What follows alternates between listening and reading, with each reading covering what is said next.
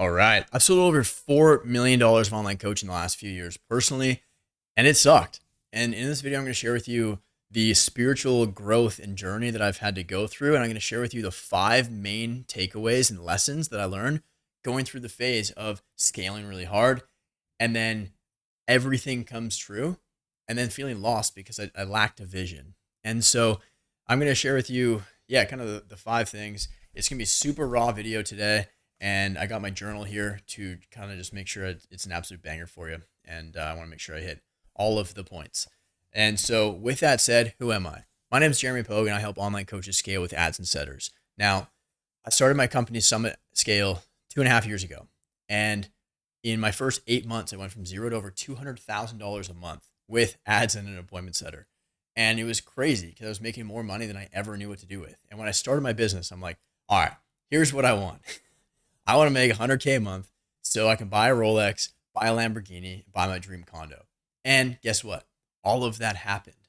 But it got to a point where at the start of this year, I got super burnt out, kind of like depressed for lack of better words. I never felt anything like that before. It was like apathy. I guess the only comparison is like 5 years ago and like within the span of a month, like COVID hit, lockdowns hit. I'm in Canada and they're brutal here. And don't get me started on that. But lockdowns hit, my girlfriend dumped me and my dog died all within like a month. And I was just like incapable of feeling any emotion. I was just like numb. It was just pure like apathy. There was nothing. My baseline was just like flat and monotone and just like there was no color, there's no spice in the world. And I felt that for a few months at the start of this year because everything came true. All the things that I wanted, the life that I wanted to create, it's like I got them. And it felt really empty. And it's such a weird feeling to describe. And it's like, it's even weird like making this video, talking about this stuff. But I know I'm not the only one. And I really want to make this for young Jeremy. And so this one's coming straight from the heart. So let's get into it. So one of my favorite quotes of all time is from the book of Proverbs. It says, where there's no vision, the people perish. So what I want to kind of share with you is like, when I started, like I said, I stated my intentions. I stated my goals. My vision was to create an incredible life for myself. And I did that. I did exactly that. It's phenomenal, right? Like this is the life that I would have killed to have 3 years ago because like you can see the view behind me, like I got pretty much the nicest view in my city and drive a murdered out matte black Lamborghini Urus, got a Rollie, but like none of this stuff matters. You know, it's like, yes, it's cool to look out at a nicer view every morning. It absolutely fucking hits. Taking the Lambo to the grocery store, it's like, it makes everyday life so much more enjoyable, but to a certain degree. So when I started, my vision for my company, myself, my life, my business was very selfish. It was all focused on me, right? What do I want? So before I started my business, I used to work for another mentor, another coach in the space. And through that, it was an incredible experience. I learned so much working for him. And it was awesome. But nonetheless, like we like set a goal where we were all going to get like matching rollies. If we like hit this, we hit it. And then he like went back and like didn't get us the rollies. And so I quit. And then when I started my own business, like when I hit my first 100K month, I'm buying myself my own damn rollie. And so that's where this came from. I'm not a watch guy. I didn't even know what models of rollies were. Like I didn't know how expensive they were. I just knew that they were nice. And that was all that mattered. But it was more so like the meaning behind it, right? And so hit 100K my 7th month, and then 8th I did over 200, which is still bananas to think about. But got this, and then I said, okay, when I hit my first million on Stripe, I'm buying a Lambo. Little did I know, a million cash in Stripe does not equate to a million cash in the bank. And young Jeremy was a little naive, and he missed that one when he set that goal. But nonetheless, when I hit it, I said, fuck it. And I bought it anyways. And so I think I had like 220K in my bank, and I literally had a check. I went to the bank, I took a check for $200,000 and I took it to the dealership and bought the car. It was retarded. Like It's not financial advice by any means. However, I don't regret it. It was a blast, and it's helped make me a hell of a lot more money on the back end, right? But there was that, and then the next thing I was like, oh well, what's next? I got the watch, I got the car. Well, now it's getting a place, and this place came up, and so it was the nicest one I'd seen. I looked at like 4 or 5 other units, but they all were good, but not great. And then I saw this one, I was like, this is it. And so I did whatever it took. It took a few months to kind of get the financing in order because my company wasn't like fully 2 years old yet and all that kind of stuff. But that didn't matter because I was like, this is it. This is mine. And it's going to work out. And it did. And it's amazing. I love it. But then after I got this at the end of January, I was like, what now?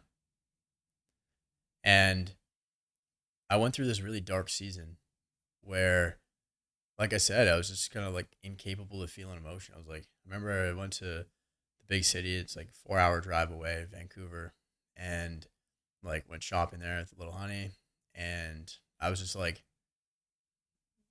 dead. Like I was just like so drained, had no energy. I had like, there's no like zest for life. I was just like, I don't even want to be here right now. I don't even want to be anywhere right now. Like, I don't know what the hell I'm going to do with my life. And it's crazy to think about it too, because it's like literally over the last 2 years, I don't think we've ever dipped below like 100K in a month. And it's like, we've almost cracked like, yeah, a few. And it's crazy to like even say that. But the crazy part is too, I always used to say, it's like, people are like, oh, money can't buy happiness or like whatever. I'm like, well, fucking let me find out. let me answer that myself. And so I did. And yeah, it's definitely true that it can't, because it like money alone isn't, there's no value. It's all like intangible value that it has, intrinsic. And so like the things you can buy with money, those can bring happiness, right? Like I said, like driving really fast in my Lambo is a ton of fun. Or like waking up to this every day, it puts a smile on my face. However, like those just help kind of like with like happiness is like an emotion, which emotions go up and down. And so they're fleeting. But you can also, when you have more money, you can also do more things for other people. And so, for example, like a couple weeks ago, I got a phone call and it was this guy. He's like, hey, one of your friends said you had a lamp or had a nice car. I'm putting together this like kids camp all about cars for like 3 days. They're like 6 to 9 year olds. He's like, would you want to come? Like, yeah. And he's like, cool. Like, what kind of car do you have? I'm like, I got a Lambo. He's like, what? And he's just like, started freaking out. I'm like, hell yeah. And so I rolled up, dropped like $900 on 20 Lego F1 sets because I love Lego. It's a ton of fun. I was obsessed as a kid. And anyways, yeah, it surprised him. It was unreal. And like that kind of stuff brings just so much fulfillment. I'll get into that in a sec. I know I'm kind of rambling here a little bit, but when to kind of bring this all back, when I first started my business, my whole vision was selfish. But there comes a point where you achieve all your selfish desires, and there has to be this inflection point, this tipping point, this turning point, this point in time throughout your journey where you change your intentions from how can I do this thing so I can achieve these goals to how can I do this thing so I can help other people rise up as well. And so you make the shift from selfish to selfless. And with that, it unlocks so much freedom, just like spiritual freedom and just like true fulfillment and happiness and joy. And when you do that, that puts you in the biggest state of abundance you could ever imagine, right? Abundance doesn't come from you being able to buy all this like cool shit or like do these crazy things. It's like, because trust me, it's like I've done some pretty crazy stuff. Like we lived in this like $40 million mansion in Marbella, Spain on the beach for a week with my clients. It was nuts. It cost like 150K for the week. And rented like super yacht in Miami, went to the Heat game. Like we've done some pretty cool stuff. Like some really bucket list things, which are incredible experiences. However, as with anything, they're fleeting, right? They come and they go. And so what happened after this, because my vision was selfish, focused on me, like when everything came true, then I was like, now what? What, like buy another Lambo? It's like, sure, yeah, I'm going to. But that's not enough. It's not enough to like really pull you forward. And it's not enough to create like a big mission and a vision that other people can rally behind. Like I think it's very simple, straightforward to get to 100K a month, million a year with a coaching business with like one, maybe two people on the team, right? And obviously depends on your offer. Like I did it with one person, and maybe to like sustain it, need a couple, like a setter, closer, CSM, so three, and that's really basically it. Um, and so the margins are great, lifestyle is great. You're having tons of fun. You can have all the freedom you want, right? But to keep going past that, you need to do it with people. And in order to attract really high quality people, they have to be bought into the same vision and mission. And if you're not clear on what that is, if you don't even know where you're going, then like why would other people want to follow you?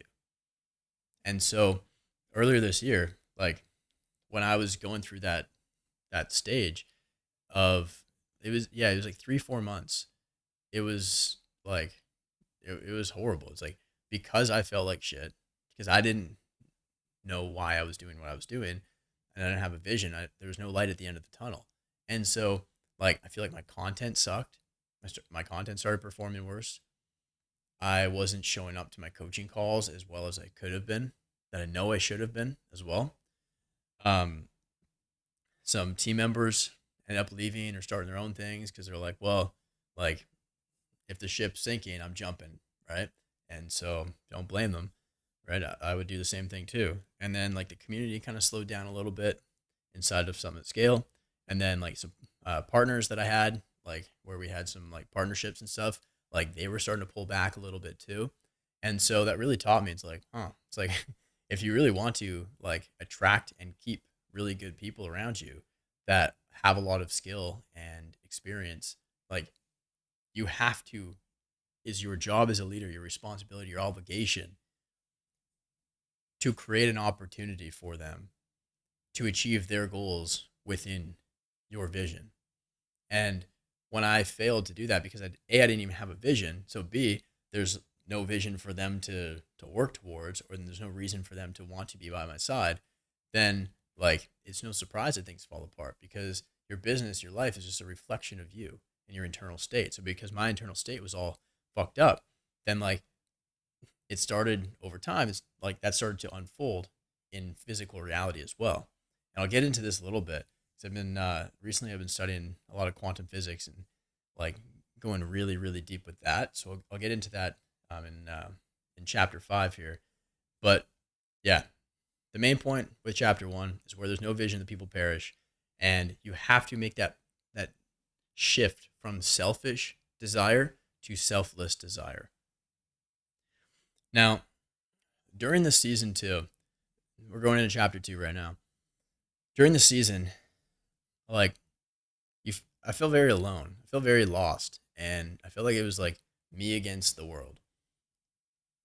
Luckily, I have some very incredible people in my life, some mentors that I can turn to in times like this. And so that's exactly what I did. And so one of them, he's done over 100 mil in the online like info consulting coaching space. And so he's been around the game like 10 plus years ago when I was in high school. Like he was scaling companies. And so not his first rodeo. And so I reached out to him. I was like, hey man, like, why do I feel like this? Is this normal? Like, or am I just like weird and crazy? And he's like, bro, he's like, everyone goes through this multiple times. And what he said was, when your purpose is unclear, you look to escape.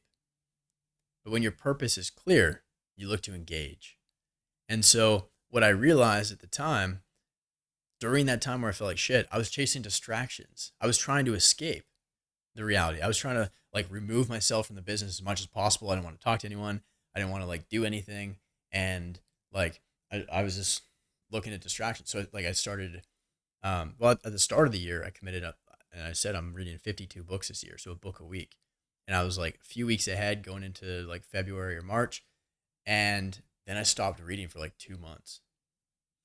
Instead, in the evenings where I would read for an hour or two, I started playing video games, and then I'd stay up later, and then I have a bad sleep, and then maybe I'd skip workouts in the morning, or just like have lower energy the next day, and then I started to eat shitty foods, and then started watching like TV shows and TV series to distract me and pull me away, and like I even like I was like, should I shut my coaching business down and like start like an AI software company? Because I'm like, I'm lost right now. Like I have a mastermind group with 4 guys that I meet up with every month, and they're all doing anywhere from 150 to a million a month. And I was like, guys, I'm like, here's where my head's at. I'm like, I don't know why I'm doing this anymore. Like, should I just start this other business and like start a boring dad business and like AI for software clean or for like commercial cleaning companies or something like that, where there's like no comp, and they're like, bro, they're like, take a hike, get outside, fucking calm down. And so they kind of talked me off the ledge a little bit. So that was good. The importance of having people around you in your life that will challenge you when needed and ground you when needed as well. Very, very important. And so the main thing here is like there was no light at the end of the tunnel for me. I was like, well, I did everything I set out to do with coaching. I was like, I feel like I've kind of shed that layer. I've like achieved that layer of my purpose, and I beat the level, you know? And yeah, so then I was like, well, why, like, what now?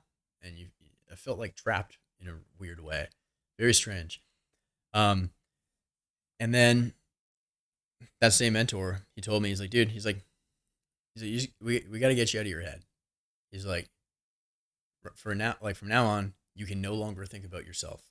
Do things, obnoxious things for other people, and be completely selfless. And I was like, that makes no sense because I'm trying to fix myself. And he's like, yeah, this is how. I'm like, all right, you're smarter and richer than me. I will shut up and listen. And so I did. And so I hosted a client retreat here a couple weeks ago in my hometown here in Kelowna, BC, in Canada. Had 50 people come. It was the biggest one we've ever done. It was like twice as many as we normally get, which is nuts. And it was special. It was like such a spiritual experience for every single person that came. The feedback I got was just incredible. And the person that needed that the most was myself, because it reminded me of like, oh, this is why. This is why I do what I do. Meeting everyone in person, the in person energy hits different. I threw a party, I had 50 people in my condo here, and it's not big. It's not big at all. And it was a blast. And like I said, I went to that kid's car camp, brought my car there, surprised them all with like Lego sets they could take home and build. And I haven't felt that genuinely like excited and fulfilled and happy in so long. Doing things for other people just it does something to you, especially when there's no like money exchange. Like when you actually volunteer your time and your energy and your money, it hits different. I get like the only other time I've really experienced that is a couple of years ago.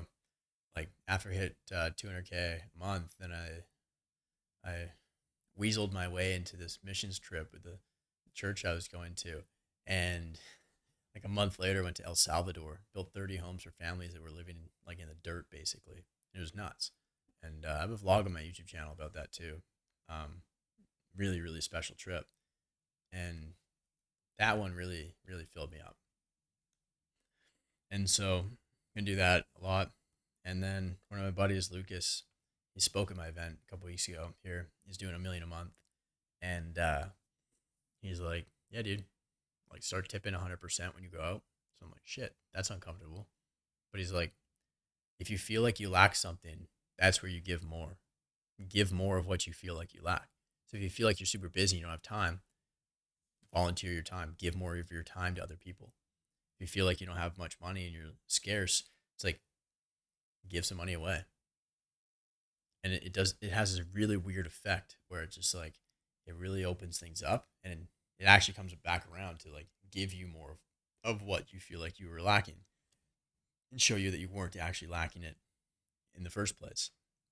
And so with this season where my purpose was unclear and I was looking to escape, that's where I started to dive back into my reading. I was like, you know what, dude? I'm like, every day that went by where I like wasn't reading, and I knew I'm falling behind my 52 book goal for the year. Like I started to feel a sense of like guilt and shame around that. So I was like, okay, you know what? I just need to fucking pull my socks up and get back in the fight here. And so I did. And so now I'm on, like, I'm all caught up, and I think I'm actually a week ahead now, which is sweet. But nonetheless, like, one of the books that I reread was The Way of the Superior Man. And in there's a chapter that basically says, like, Superior Man has to be willing to go into the unknown. There will be seasons of life where you fulfill one stage of your purpose, and then you don't know what the next one is. And that's normal. It's okay. And you have to be willing to take that step into the darkness, into the unknown, and live in that, get comfortable in that discomfort. And then the answers will come, because the fog doesn't lift until you take some steps into the fog. And then you realize it's not as bad as you thought it was from the outside. And so that gave me a lot of, I don't know, comfort, reassurance that I needed. Chapter 3. When your vision is exciting, the hard work becomes easy. Burnout doesn't happen because you're working too hard. Burnout happens because you don't know why you're suffering. When your why is clear, you want to work hard. It brings you fulfillment. Those long, hard days feel really good. And I know some of you guys are going to take that sentence and spin it. You dirty dogs, but the long and hard days feel good when you actually understand why you're suffering. Think about this. When you're running a marathon, it sucks. Why do people do it? Why do people decide to run like 42 kilometers, 26 miles?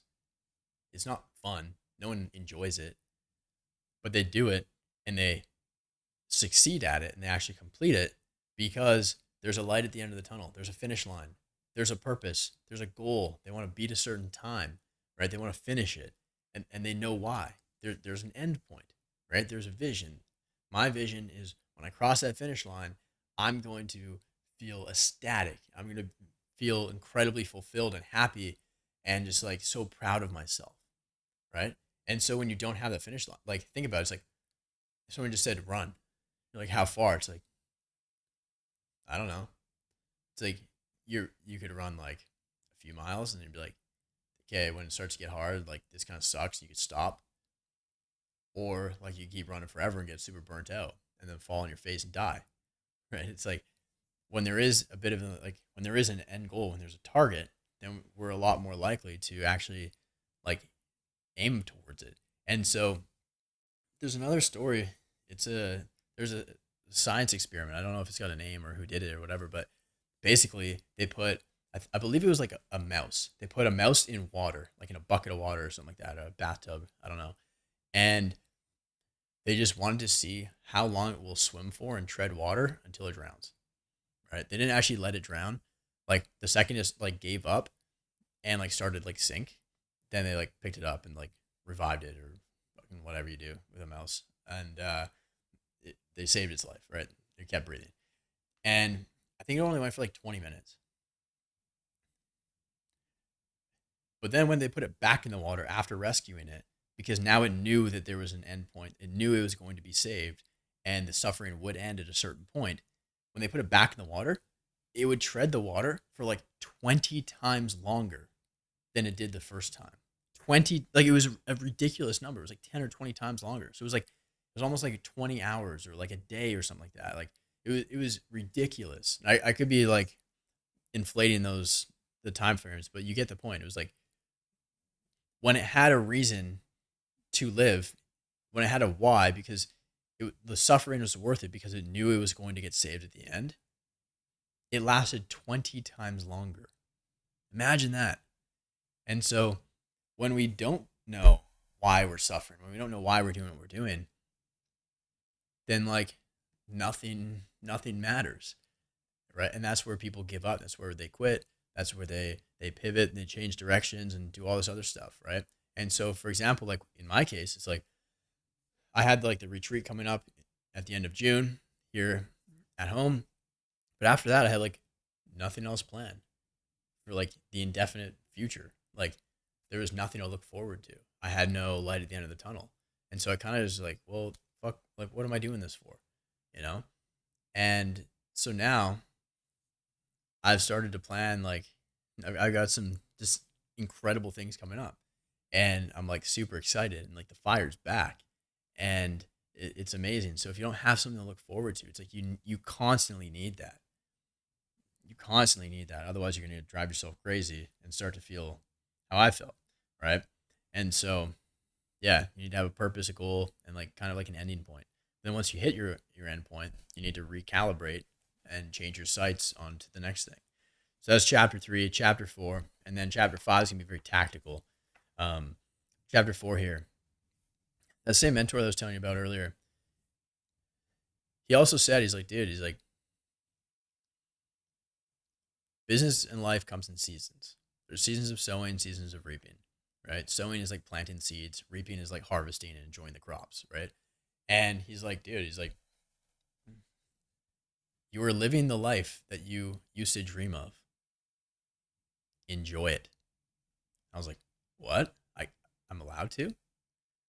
And it was this weird thing where like he gave me permission to enjoy the life that I've built. Whereas I feel like before I really didn't give myself permission to really do much of that at all. And when you're so like growth minded and like when you're a bit of a fucking sick and twisted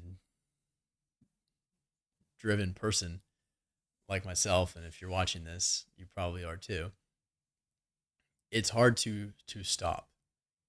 And we hit one peak and then we're like, cool. And then we look around, we're like, oh, there's another one. Cool, let's go. And like we just keep climbing higher and higher and higher and pushing ourselves and growing. But we forget to take a second to look back and see how far we've actually come. And so he literally just told me, he's like, dude, he's like, enjoy this. And so I was like, shit. So I went back and looked at like the very first vision board that I ever made, like 5, 6 years ago. And I was like, oh, I'm literally living that right now. That was back in my parents' basement when I was miserable and resentful and was willing to do anything to get out of there. Right. And like, it wasn't that bad. Like my parents are awesome. But like, as a man, I felt just dependent and I really didn't like that. I kind of realized, I'm like, oh, I have the condo. Oh, I have the car. Oh, I have the freedom that I wanted and the money and like everything that I had imagined before. I should be grateful for this instead of resentful and lost. And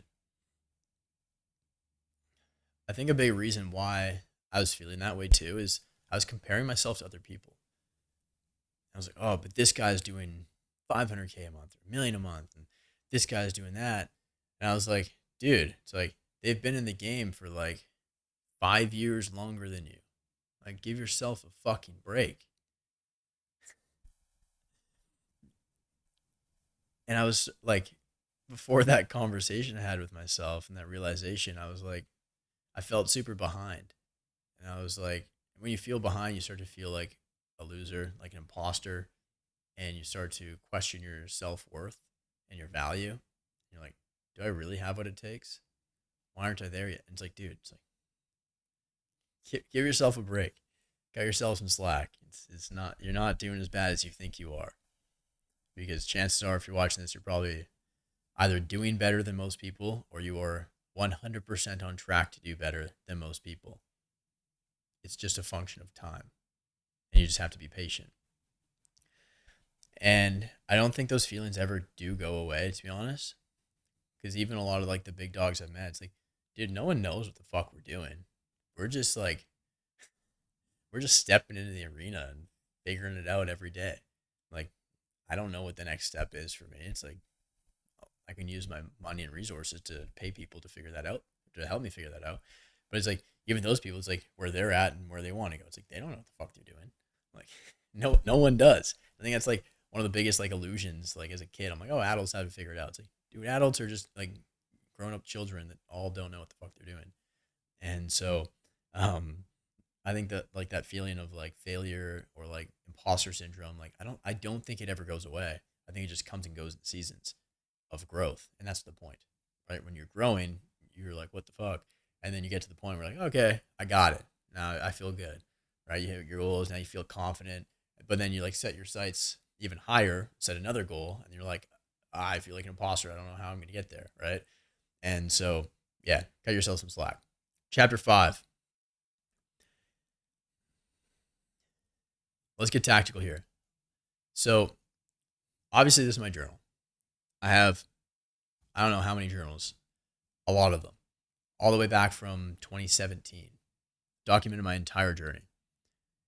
And I try to journal every day, at least a couple days a week, anyways.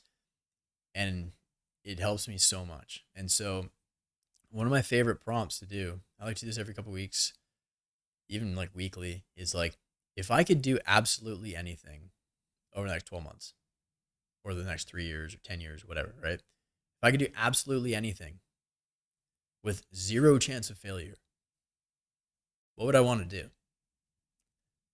And then I allow myself to dream. I don't like to do this like at home. I don't like to do this like in my office. I like to go to a coffee shop, go somewhere new, go somewhere like kind of like luxurious and fan. Like last night I did this at a steakhouse. I just went and got a steak by myself, whipped out the journal, and just brain dump. Just write down as much shit as you can think of. Like, that would be really cool. Oh, that would be sweet. Oh, I want to do this trip. Oh, I want to like take my family here. Oh, I want to do that. Or like this, the other thing. I want to buy this thing. Here's the kind of house and car that I want. And just like write all of it down. Just brain dump. Spend however long it takes. Get like 20, 30, 40 things down there. And then refine it. It's like, okay, now over the next 12 months, like what are the things that like would like give me the most fulfillment? What are the things that would like really bring the most joy into my life? The things I really want to do, like the burning desires. And then from there, refine your list down to 5 to 10 to 12 things. And then create an action plan. Okay, cool. What's the first step I need to do to make that happen? And then there you go. Start executing. And I learned this from spending a day with Ed Milet at his house. And for those who don't know, Ed Milet is one of the biggest podcasts. He's like number one mindset coach in the world or something like that. And I spent a day with him at his home in Florida back in December. And this is what he had me do. He's like, all right, get comfortable. Go sit quietly for half an hour or an hour and just like write down a list of like 50 things that you want to do. And then I refined it down into 12 and then put an action plan together. And the main thing that I like, one of the biggest takeaways from that day that I spent with him was like how much emphasis he put on dreaming. Dream fucking big, because we can literally achieve anything that we want. Anything. It just takes a little bit of time, but time's relative. That's why some people take forever to get the result. That's why some people like feel like they're never going to hit 100K a month, or they take like years and years and years to do that, or they spend like they're doing like 10, 20, 30K a month for like multiple years, and they can't grow. It's like, and then some people come in and they boom blow up in 0 to 100K in 7 months, right? It's like it's not. Sometimes it's a skill gap, but usually it's all up here. And so I'll get into that shortly, but that like doing that exercise really helped me just recalibrate with like my why. It got me excited about my life again, because I think we lose excitement when we lack something to look forward to.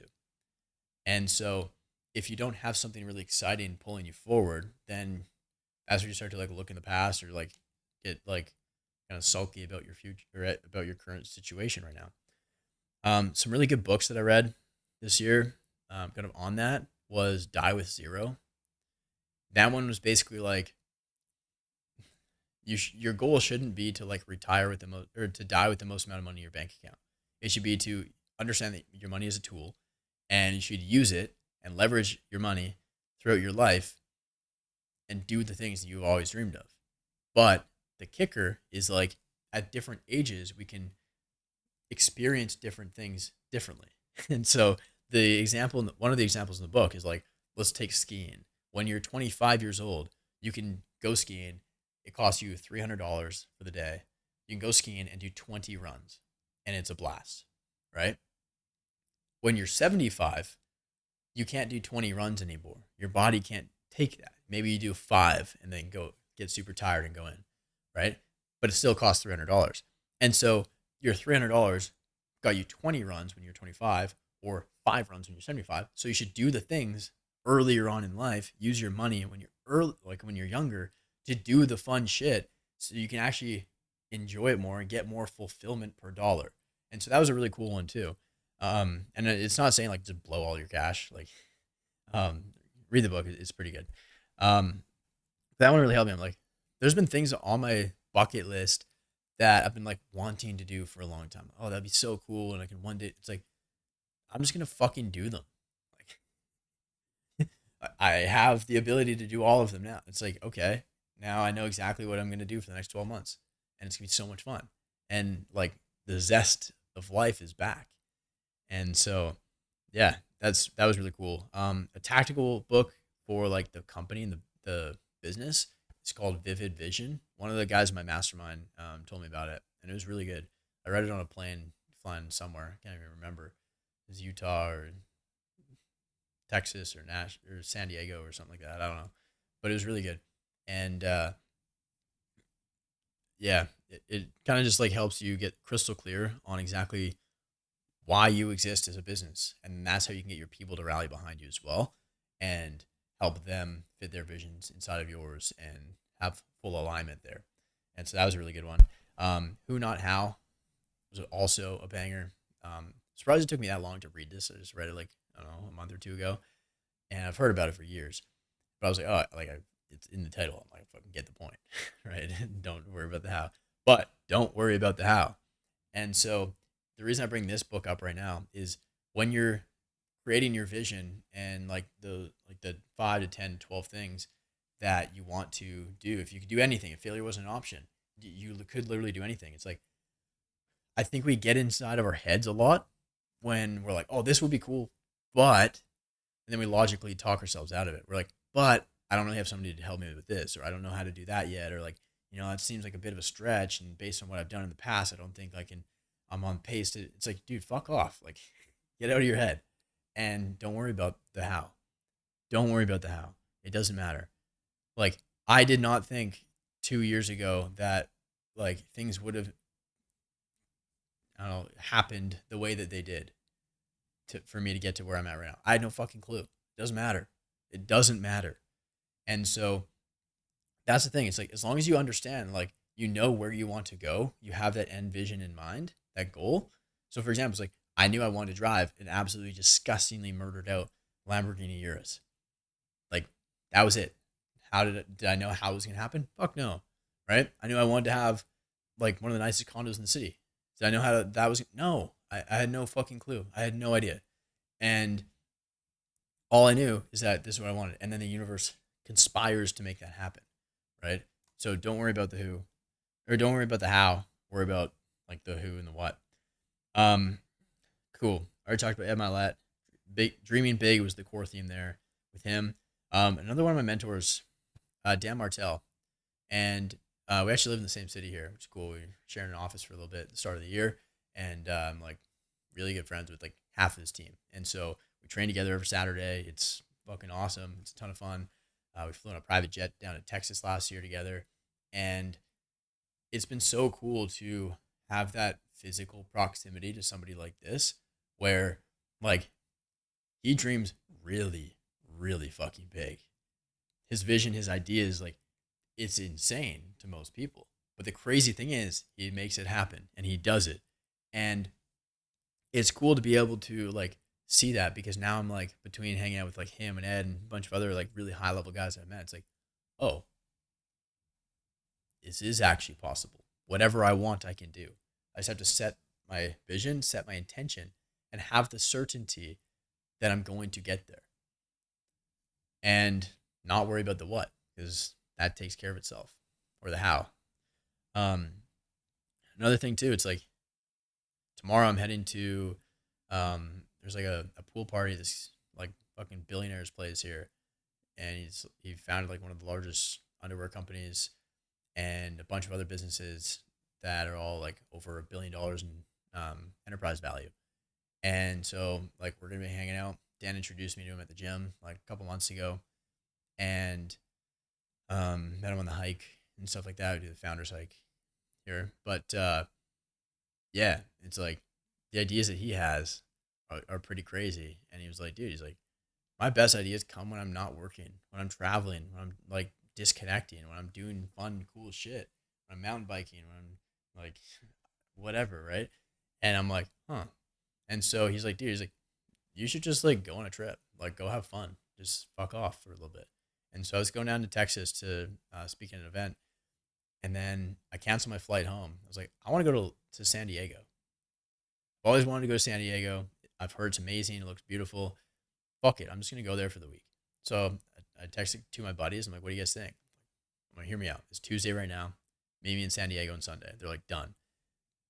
Booked an Airbnb, booked the flights. And then we spent the week. I hardly did any work. I did like, I don't know, a couple hours of calls maybe. And we went to Legoland. We went to Disneyland, the Star Wars area mainly, which is awesome. If you couldn't tell by now, I'm a big fucking nerd. And then like we went to LA, Beverly Hills. It was amazing. And we just hung out and took it easy and chilled. And I was like, wow. And that's where I really started to like get back in the swing of things. And so it was really cool to be able to have like that one little like pinch of inspiration from him and then take action on it. So I was like, that makes no sense. But I'm like, fuck it, he's richer and smarter than me, so I'm gonna shut up and do it. And so I did. And that was huge. And yeah, kind of just all these guys like really just show me, it's like, dude, anything you want is possible. Just do it. Like you just have to have the confidence in yourself that it's going to happen. And I don't know if it's even confidence in yourself. I think it's more so faith in the higher power that everything's going to happen for you. And then the detachment to let it conspire, to let it happen on its own time. And so you have to have the absolute conviction and certainty that it will happen, and then detach yourself from it. And then just let it happen. Use your hands to work to make it happen. And that's going to happen. Everything I've always wanted. That's exactly how it happened. I put it on my vision board. I look at it multiple times a day. I visualize myself living that life, experiencing it. And then I go to work. I do some shit, and then over time it happens. It's really, really cool. And so we can kind of go a little bit deeper here. I'll keep it relatively high level, and I'll probably put a training together on this for my clients. But like I said at the start of the video, I've been studying some quantum physics recently. And the theory is every single thing in the universe is made up of like subatomic particles. So these are like tiny little particles of energy, like little energy balls that make up like light and waves and matter. And so like this microphone or this journal or the couch or like me, it's all just like particles. But they arrange themselves based on instructions that they receive. So they're like intelligent particles. It's again, I'll try and keep this super simple. They're intelligent particles that arrange themselves physically for us to experience based on the instructions given to them by the person that's observing them, by the observer, right? And look into like the double slit or the double slot experiment, double slit, and watch some videos and stuff like that, and it'll kind of explain that a little bit. But anyways, like the instructions that we give are our thoughts, our beliefs, and our convictions in our mind. And so you always hear it's like, oh yeah, like our thoughts create our reality. It's like they literally do, because our thoughts tell these particles how to arrange. And so I know I'm like, stay with me, stay with me. um, when you have like the clarity on what you want, the universe conspires to make that happen.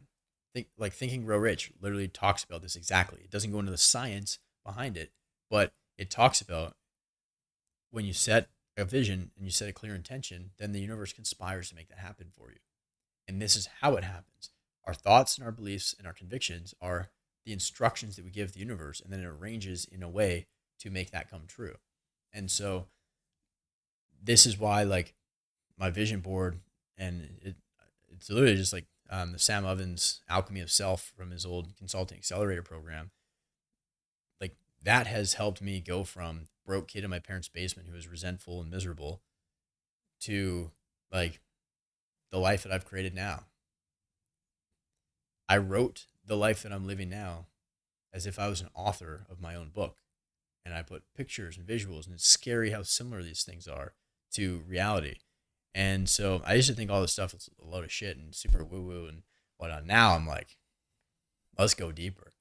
And it's crazy. Like it's kind of scary.